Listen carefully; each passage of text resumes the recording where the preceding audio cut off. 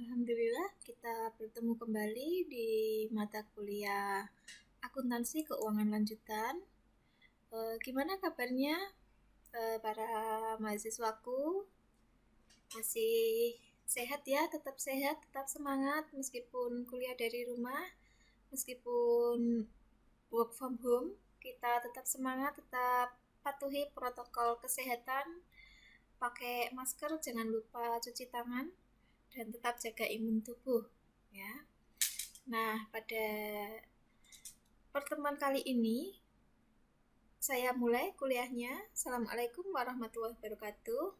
Nah, kita akan masuk pada materi pembagian laba atau rugi persekutuan. Di bab 1 kemarin kita sudah membahas materi mengenai pembentukan persekutuan. Untuk pertemuan kali ini kita bahas mengenai pembagian laba atau ruginya di dalam persekutuan. Metode pembagian laba sesuai dengan karakteristik utama di dalam persekutuan yang kelima, yaitu participation profit, maka laba atau rugi persekutuan harus dibagi kepada para sekutu secara adil. Apa yang dimaksud adil di sini? Disebut adil itu apabila besarnya bagian masing-masing sekutu sesuai dengan besarnya kontribusi masing-masing sekutu di dalam menghasilkan laba. Di dalam persekutuan ini ada beberapa metode pemakaiannya pada saat keadaan rugi atau laba. Misalnya, yang pertama, kalau persekutuan itu menderita rugi, maka rugi akan dibagi dengan rasio tertentu. Yang kedua, apabila persekutuan memperoleh laba sampai dengan jumlah tertentu, maka pembagiannya dengan rasio tertentu yang lain. Dan yang ketiga, apabila laba persekutuan mencapai jumlah tertentu atau lebih, maka akan diperhitungkan bunga atau gaji dan sisanya dibagi dengan rasio tertentu. Nah, mengingat pentingnya dasar dan metode pembagian laba, maka sebaiknya metode pembagian laba ini diatur di dalam perjanjian persekutuan di awal pembentukan persekutuan kemarin. Dan perjanjian ini harus disepakati oleh masing-masing belah pihak. Metode pembagian rugi laba yang dapat dipakai diantaranya ada 6 metode. Yang pertama itu dengan menggunakan metode laba dibagi sama.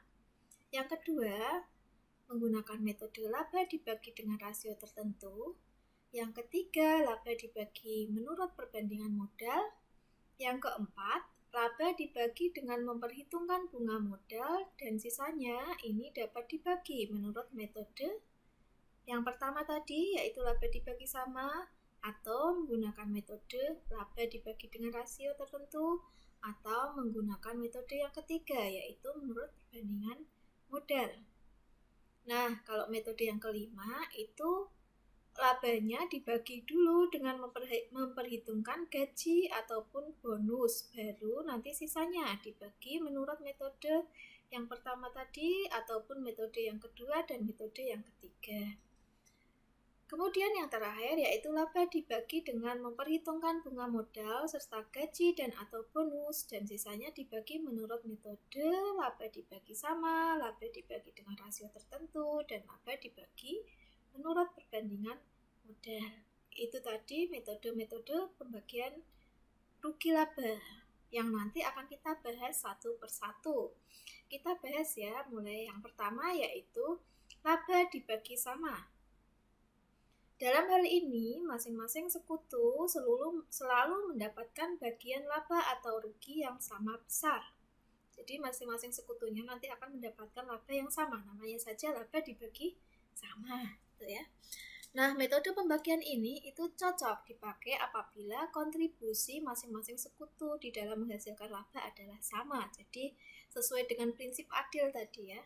Itu kalau kontribusinya ini mengingat kontribusinya ini sama, begitu. Kebaikan metode ini itu cukup mudah dan sederhana, tinggal dibagi saja sesuai dengan jumlah sekutunya, gitu. Namun kelemahannya adalah kurang mendorong masing-masing sekutu di dalam meningkatkan laba persekutuan. Kita lihat contohnya di sini. Contoh yang pertama ada persekutuan ABC dengan para sekutunya si A, si B, dan si C. Ini mendirikan persekutuan pada awal tahun 2015.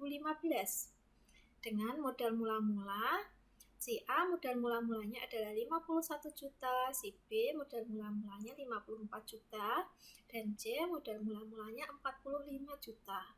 Totalnya, kalau ditotal ketiga sekutu ini, totalnya adalah 150 juta. Nah, mutasi modal masing-masing sekutu selama tahun 2015, untuk modalnya si A, ini tanggal 1 Januari saldonya ada 58.500.000.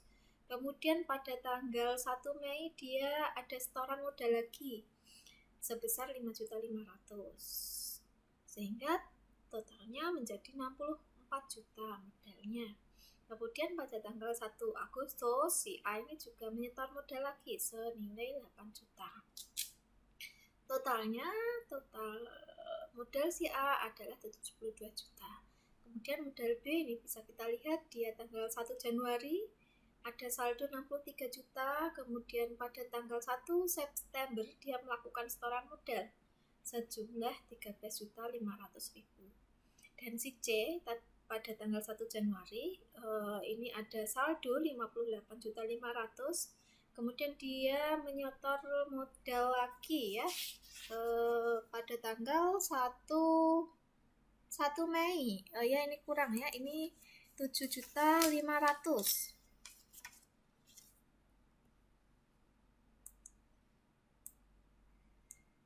Ini dia ada tanggal 1 Mei menyetorkan setoran modal sebesar 7.500.000.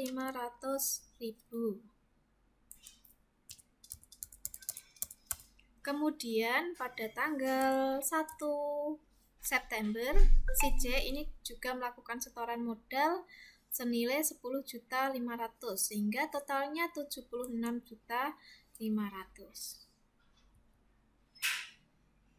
Nah, kemudian untuk saldo rekening prive masing-masing sekutu pada akhir tahun bisa dilihat privenya si A ada 6.500.000, prive B 7 juta, dan prive C 6.750.000. Nah, pada tahun 2015 ini ceritanya persekutuan tadi memperoleh laba bersih senilai 45 juta. Nah, apabila kita menggunakan metode yang pertama tadi, yaitu metode laba dibagi sama, maka tinggal dibagi saja ya. Di sini ada sekutunya ada 3, si A, si B, dan si C. Sehingga laba bersih tadi 45 juta tinggal dibagi saja ya, dibagi 3. Karena jumlah sekutunya ada 3 orang. Jadi 45 juta ini dibagi untuk 3 orang.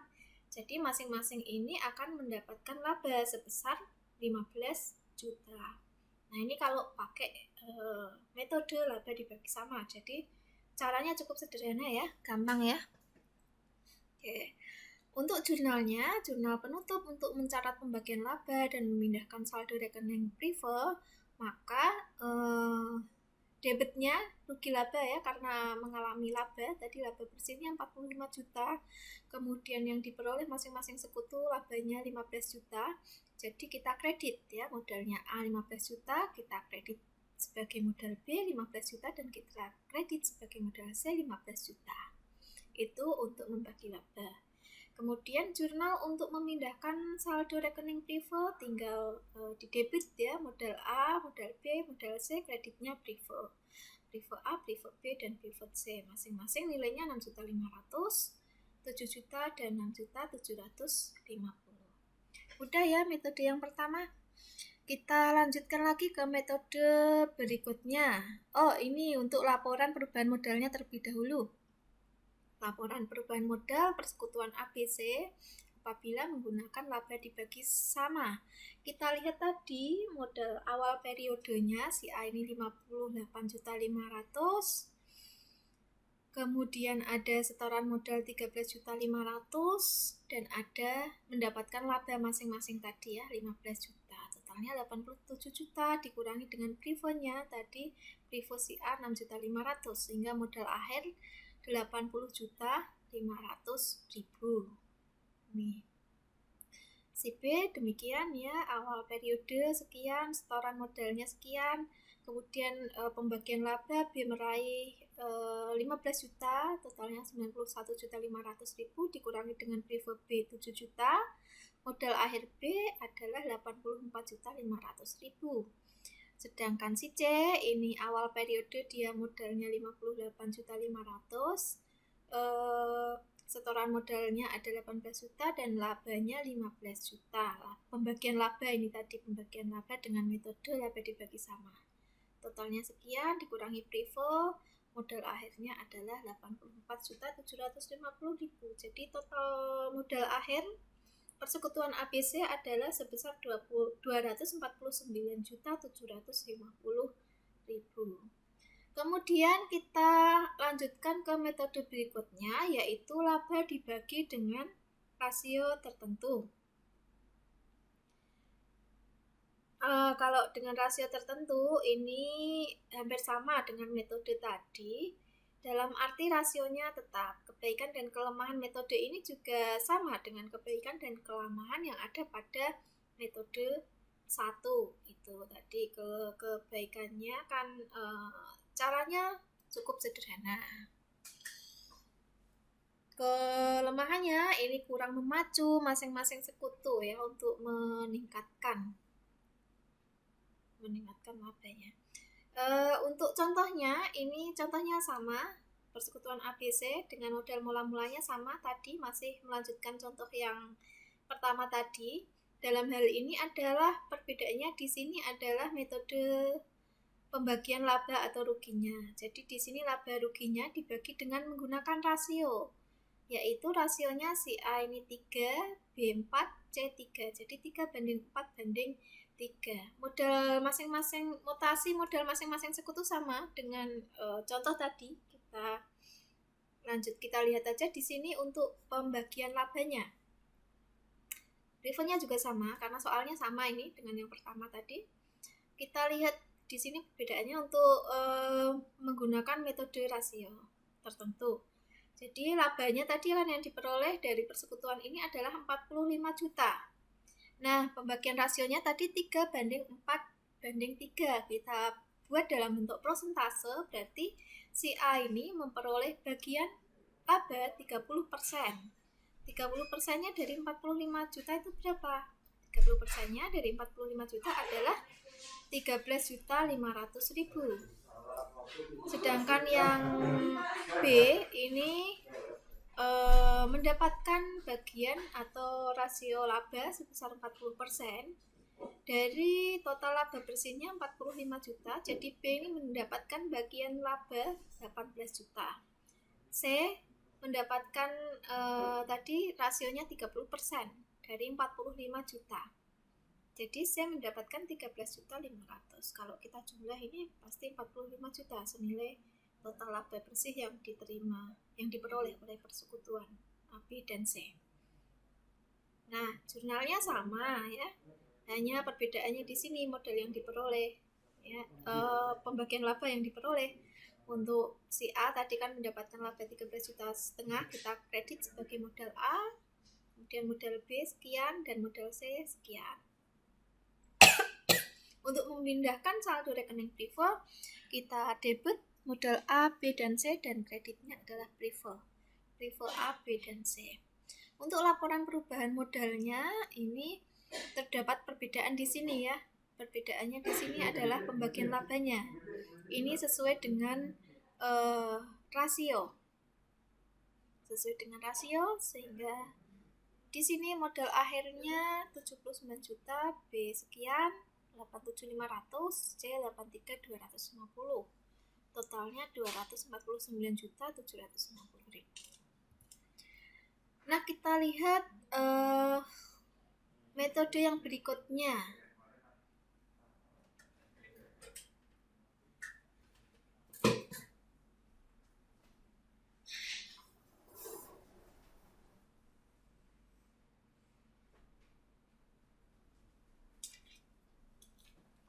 Metode berikutnya kita menggunakan metode laba dibagi sesuai dengan rasio modal.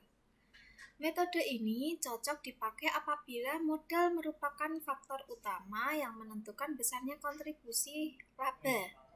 Dalam hal ini, ada 4 macam modal yang dapat dipakai, yaitu yang pertama adalah modal mula-mula, yang kedua modal awal periode, dan yang ketiga modal akhir periode, serta yang keempat adalah modal rata-rata. Mari kita lihat satu persatu bagaimana cara menghitungnya. Yang pertama, apabila perusahaan menggunakan metode pembagian laba berdasarkan modal mula-mula. Yang dimaksud modal mula-mula itu apa? Yang dimaksud modal mula-mula adalah modal masing-masing sekutu pada saat persekutuan ini berdiri. Ya, jadi pada saat awal persekutuan berdiri mula-mula. Contohnya sama dengan tadi, contoh 1 dan 2, yaitu ada persekutuan ABC. Modal mula-mulanya ini sama dengan soal yang tadi. Apabila kita menggunakan rasio modal mula-mula, nah ini caranya gimana? Mutasinya ini sama ya dengan tadi karena soalnya sama, privo sama, laba bersih yang diperoleh sama 45 juta. Kita lihat di sini perbedaannya pada pembagian labanya. Nah, bagaimana caranya ini? Kita lihat, kita menggunakan metode modal mula-mula. Kita lihat modal mula-mulanya tadi berapa? Nah ini ya, modal mula-mulanya si A 51 juta, si B 54 juta, dan si C 45 juta. Ini adalah modal mula-mulanya. Totalnya 150 juta. Nah ini akan kita buat proporsi terlebih dahulu untuk bisa menentukan persentase masing-masing sekutu. Si A ini dapat persentase berapa persen bagiannya labanya. Ini berdasarkan modal mula-mula yang disetorkan ya. Si A 51 juta kita buat proporsinya. Jadi cara membuat proporsi ini adalah untuk menghitung proporsi si A 51 juta dibagi dengan total modal keseluruhan.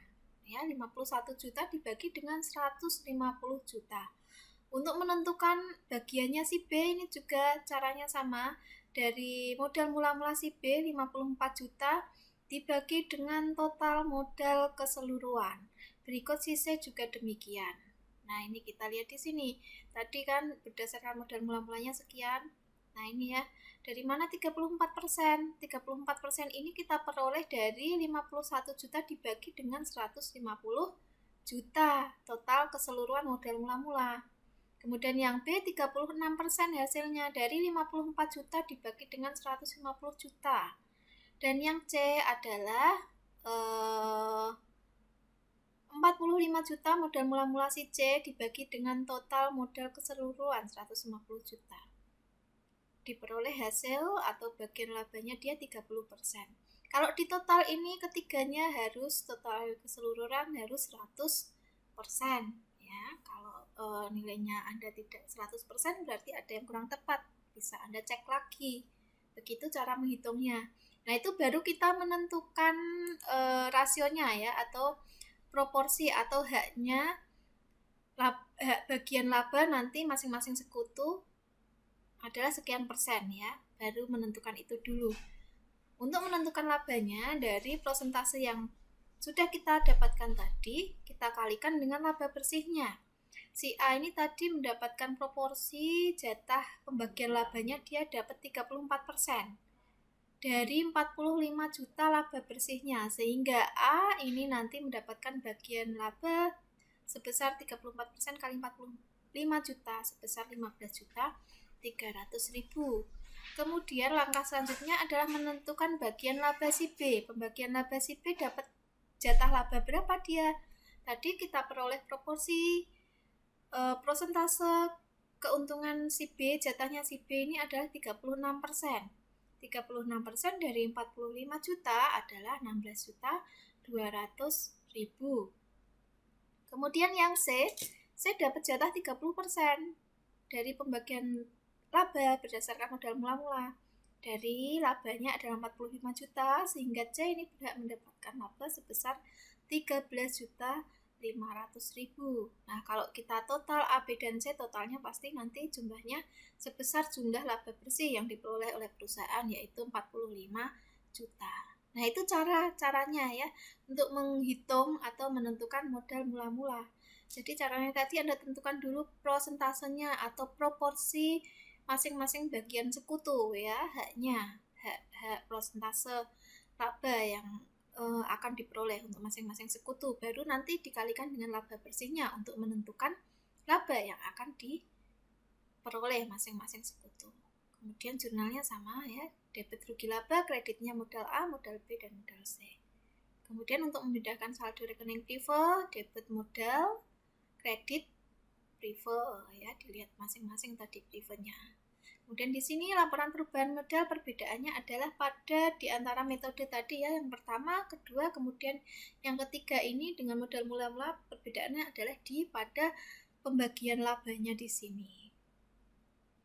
Pembagian labanya untuk menggunakan metode ini, si A mendapatkan 15.300.000, si B mendapatkan 16.200.000, dan si C mendapatkan 13.500.000. Jadi totalnya sekian, dikurangi dengan prive, modal akhir yang diperoleh sekian. Jadi laporan perubahan modalnya ini, modal akhirnya berbeda-beda ya, tergantung dengan tergantung dengan metode yang mau digunakan. Begitu. Kemudian berikutnya adalah dengan menggunakan metode modal awal periode. Yang dimaksud modal awal di sini adalah saldo modal pada awal periode yang bersangkutan. Tadi bedanya dengan modal mula-mula, itu pada saat, kalau mula-mula tadi pada saat persekutuan itu didirikan. Sedangkan kalau modal awal periode itu adalah saldo modal pada awal periode yang bersangkutan. Begitu perbedaannya ya. Sekilas hampir sama ya, modal mula-mula dengan modal awal gitu. Kalau mula-mula pada saat pembentukan persekutuan, kalau awal periode itu saldo pada saat awal periode yang bersangkutan. Nah, pada umumnya saldo modal masing-masing sekutu setiap periodenya ini mengalami perubahan karena berbagai macam sebab. Seperti misalnya ada setoran modal. Ini menyebabkan perubahan modal ya. Kemudian ada penarikan atau pengambilan modal, atau pemindahan saldo rekening prive, atau ada bagian laba dan ada pembebanan bagian rugi. Nah, kita lihat contohnya apabila menggunakan modal awal periode. Contohnya masih sama dengan soal yang pertama, kedua, dan ketiga tadi, ada persekutuan ABC, setoran mula-mulanya sama, modal mula-mulanya. Kemudian laba yang diperoleh sama 45 juta. Apabila menggunakan metode ini, menggunakan metode awal periode, yang kita lihat adalah, yang kita jadikan dasar adalah saldo modal pada awal periode. Oleh karena itu kita perlu melihat dari kolom tadi, mutasi modal masing-masing sekutu. Nah, di sini modal A bisa kita lihat tadi ya, tabel mutasi modal masing-masing pada tanggal 1 Januari ada saldo sekian 58.500.000, kemudian ada setoran lagi pada tanggal 1 Mei sebesar sekian sehingga saldonya menjadi 64 juta. Kemudian pada tanggal 1 Agustus ada setoran modal sebanyak 8 juta sehingga saldo akhirnya sebesar 72 juta ya, ini kelebihan 01. Nah, yang perlu kita perhatikan kalau menggunakan modal awal periode, ya kita lihat pada awal periodenya, yaitu pada tanggal 1 Januari. Saldonya berapa? Saldonya di sini adalah 58.500.000. Begitu. Itu untuk modal A. Jadi nanti yang kita lihat di sini 58.500. Yang B, modal B kita lihat ya, di mutasi modal sekutu. Untuk modal B, dia tanggal 1 Januari ada saldo sekian, tanggal 1 September ada setoran sekian. Saldo akhirnya 76.500.000. Yang kita lihat adalah modal awal periode. Jadi yang kita lihat di sini adalah nanti yang kita jadikan dasar untuk menghitung laba rugi adalah dari sini tanggal 1 Januari, yaitu modalnya sebesar 63 juta. Kemudian untuk modal C, ini sama, kita lihat dari mutasi modal C ya, tanggal 1 Januari. Yang kita lihat di sini tanggal 1 Januari, saldo awalnya ada 58.500. Jadi yang kita pakai yang ini 58.500. Nah, di sini ya, terlihat di sini tadi kita rekap. Modal awalnya si A tadi 58.500, yang ini. Kemudian modalnya si B 63 juta, yang ini 63 juta. Kemudian modalnya si C 58.500. Ini kita buat proporsi dulu. Caranya gimana? Caranya sama dengan tadi ya. Kita total jumlahnya, modal awalnya kita total keseluruhan. Modal awal si A, modal awal si B, dan modal awal si C kita jumlahkan. Kita peroleh totalnya adalah 180 juta. Nah, untuk menghitung prosentasenya si A bagaimana, Bu? Caranya begini.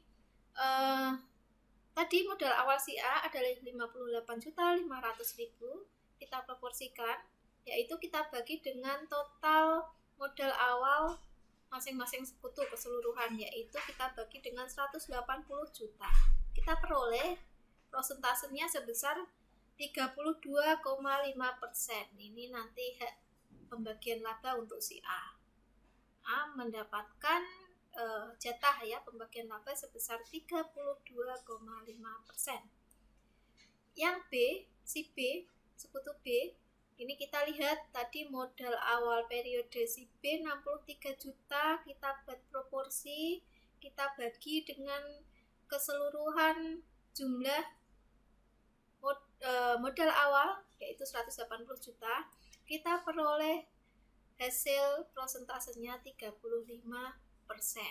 Berikut si C ini 58.500.000, kita bagi dengan jumlah keseluruhan modal awal 180 juta, kita peroleh jatahnya si C ini mendapatkan prosentase pembagian labanya nanti sebesar 32,5%.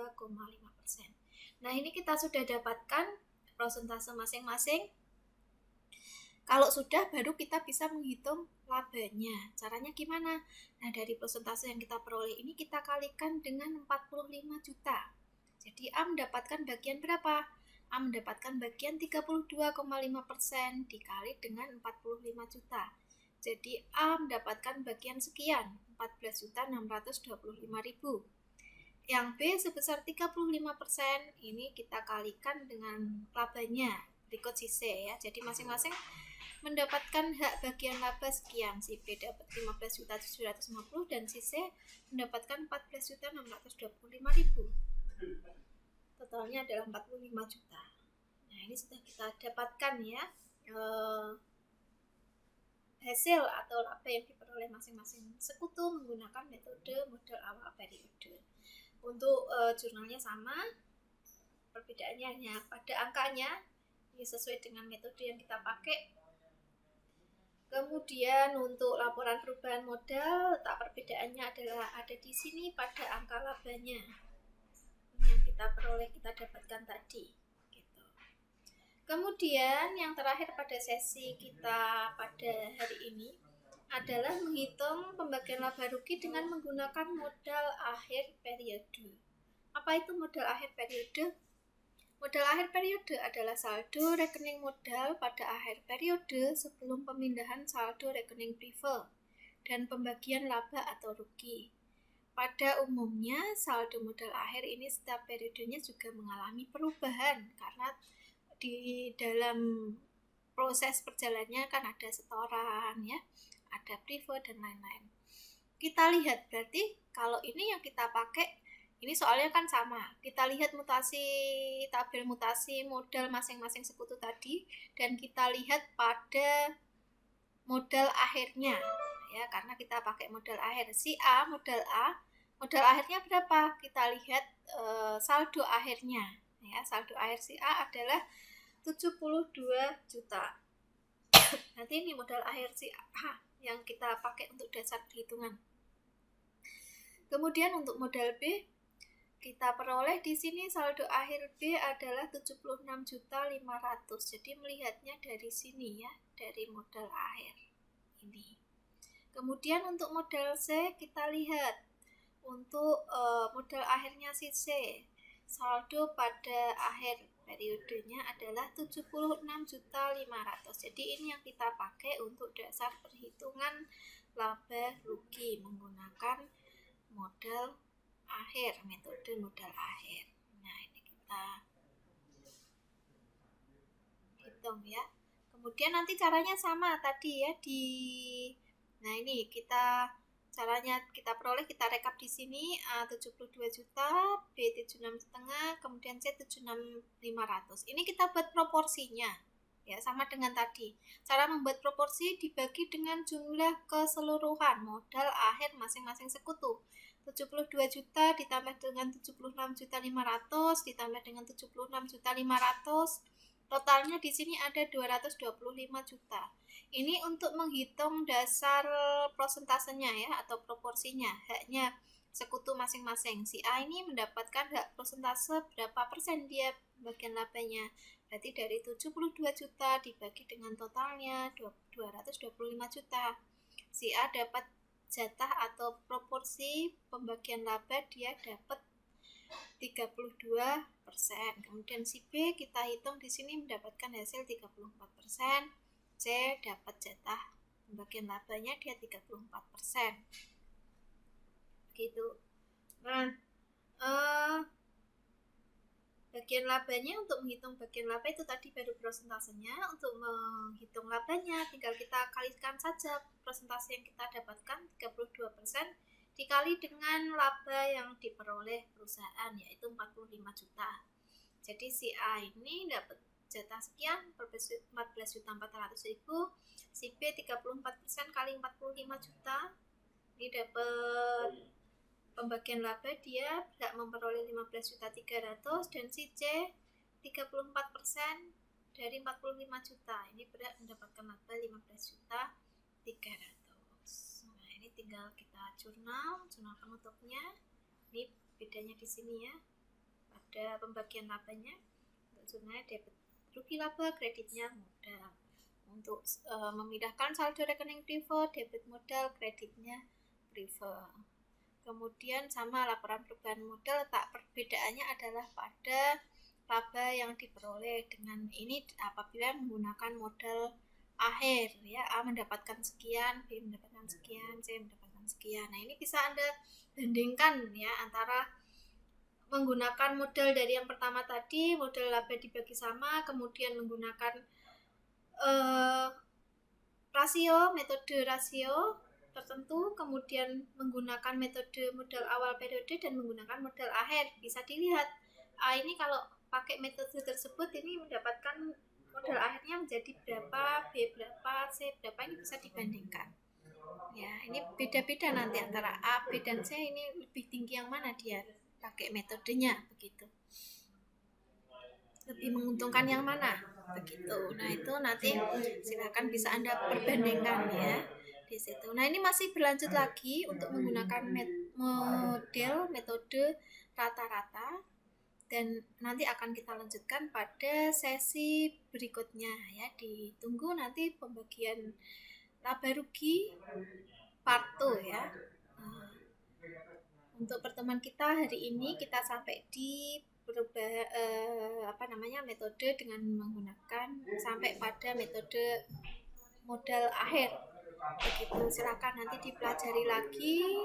Semoga bermanfaat apa yang sudah saya sampaikan, bisa bermanfaat untuk kalian semua.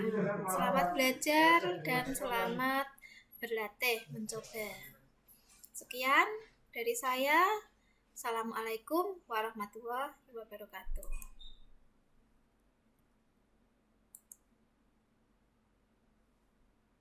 See you.